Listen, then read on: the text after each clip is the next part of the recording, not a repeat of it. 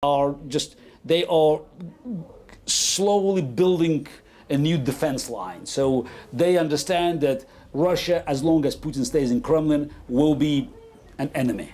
The world is actually moving into the new phase of the Cold War. Still, they are quite indecisive. Still, we see a lot of weakness. We should realize that Putin's lobby in the West is well paid, it's well connected. Many politicians, even in the governments, they have their vested interest in dealing with Putin. So that's why the reaction is slow, but I think we now can see the steady movement into a new reality, and I think it's a good sign. Is it movement really irreversible? What I'm trying to say is, as a chess master, you know far better than me about the game of sacrifice. And do you really think that Ukraine is not a figure that can still be lost as a sacrifice by West?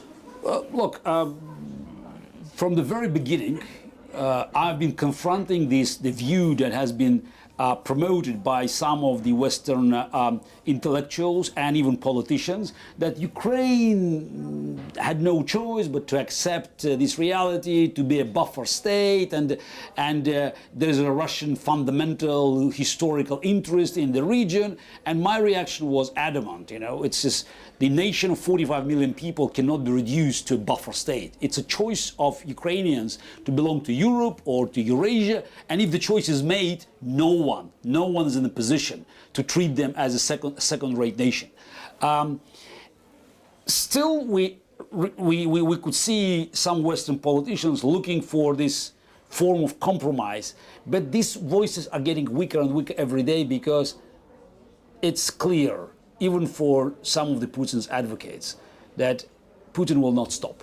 So this is making concessions, trying a policy of appeasement will not stop Putin, and he will continue his quest for creating chaos. Also, giving up Ukraine and accepting Putin's plans to divide Ukrainian state will create a very dangerous precedent, because Ukrainians' territorial integrity has been guaranteed by the 1994 memorandum in Budapest. God damn, but it's not worth the paper which it was written on. This memorandum contained very important conditions. Nuclear weapon versus territorial integrity. Recognizing the fact that nuclear weapon becomes the only guarantee for your integrity, territorial integrity, sends a very dangerous signal to everybody, starting with Iran, and then to all other countries. It's not just Europe or Middle East. Look at Asia. China is on the rise. China is definitely posing a threat to its neighbors. Do you think that Japan or South Korea will be relying exclusively on America to protect them?